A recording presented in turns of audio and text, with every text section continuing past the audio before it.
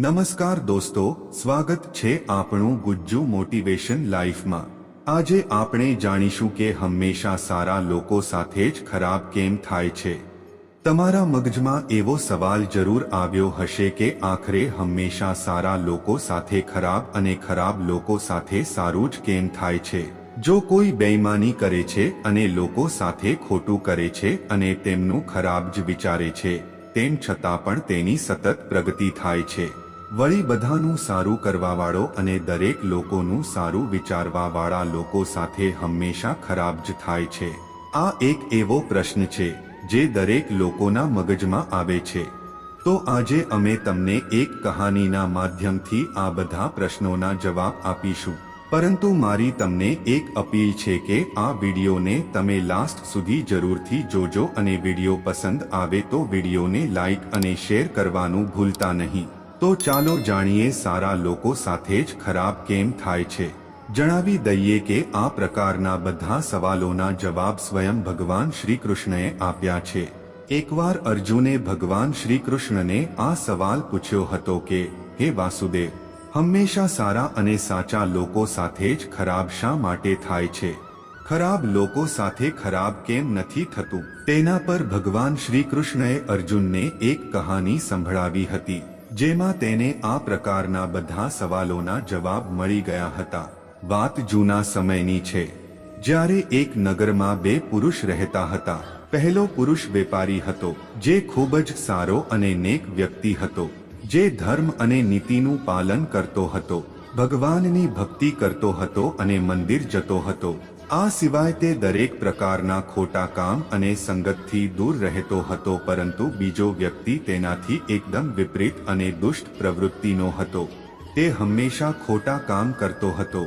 મંદિર જવાની જગ્યાએ ત્યાંથી તે પૈસા અને ચંપલ ચોરતો હતો, ખોટું બોલતો હતો અને નશો કરતો હતો। એક દિવસની વાત છે, જ્યારે તે દિવસે ખૂબ જ વરસાદ થઈ રહ્યો હતો।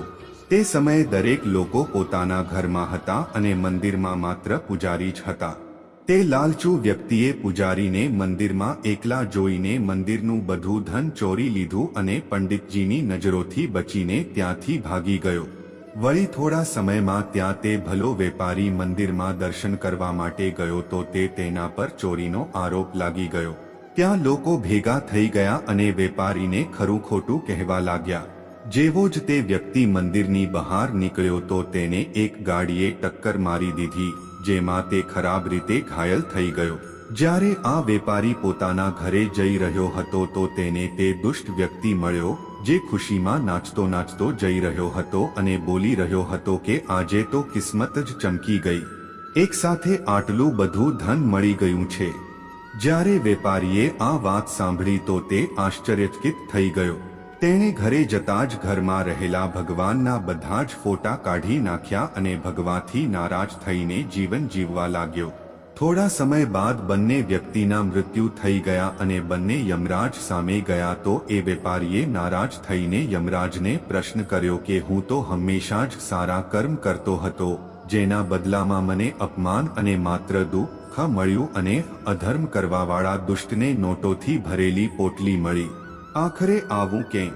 વેપારીના સવાલ પર યમરાજ બોલ્યા, જે દિવસે તારી સાથે દુર્ઘટના થઈ હતી તે તારા જીવનનો છેલ્લો દિવસ હતો, પરંતુ તારા સારા કર્મોના કારણે તારું મૃત્યુ એક નાની ઈજામાં બદલાઈ ગયું। વળી આ દુષ્ટ વ્યક્તિને જીવનમાં રાજયોગ મળવાની સંભાવના હતી, પરંતુ માટે તેના ખરાબ કર્મોના કારણે તે રાજયોગ એક નાના ધનની પોટલીમાં બદલાઈ ગયું। આ કહાની બાદ શ્રી કૃષ્ણએ અર્જુનને જણાવ્યું કે ભગવાન આપણને શું અને કયા રૂપમાં આપી રહ્યો છે તે મનુષ્યની સમજમાં આવતું નથી, પરંતુ જો તમે સારા કર્મ કરો છો તો ભગવાનની કૃપા હંમેશા તમારા પર રહે છે। તો મિત્રો, આ કહાની પરથી એટલું તો જાણવા મળે જ છે કે તમારે ક્યારે પણ તમારા કર્મો બદલવા જોઈએ નહીં, કારણ કે તમારા કર્મોનું ફળ તમને આ જીવનમાં જ મળે છે, બસ તમને તેની ખબર પડતી નથી। જો આ વિડિયો તમને પસંદ આવ્યો હોય તો વિડિયોને લાઇક એન્ડ અમારી ચેનલ ગુજ્જુ મોટિવેશન લાઈફને સબસ્ક્રાઇબ કરી બાજુમાં બેલ આઇકનને પ્રેસ કરવાનું ના ભૂલતા, કેમ કે મારા બીજા નવા વિડિયોની નોટિફિકેશન તમને તરત જ મળી જશે. અને આ વિડિયોને તમારા ફ્રેન્ડ્સને જરૂરથી શેર કરજો. અને આ ચેનલ પર બીજા પણ વિડિયો મૂકેલા છે તો એ વિડિયોને જોવાનું ના ભૂલતા. જય હિન્દ, જય ભારત.